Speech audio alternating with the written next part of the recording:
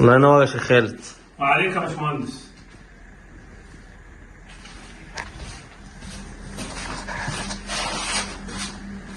ده الكوارتز الاسباني اللي هم بيسموه اسباني، لكن هو مصنوع في الصين، لان في ناس ما بتقولش كلمه مصنوع في الصين دي، بس هو خامه ممتازه جدا، وعملنا عليه تجارب بالكركم. كركم ده شديد جدا، بيطلع بالطنه الكركم والقهوه والشاي، وما بيشربش زيت ولا ميه ولا سجاير ولا اي انواع دخان ولا حاجات من دي خالص. راجل محترم اللي هو الكوارتز. طبعا الشيخ خالد عمل لنا هنا الايلاند، ايوه، وعمل لنا بقيه الرخامه بتاعت المطبخ، وعمل لنا احواض الحمامات.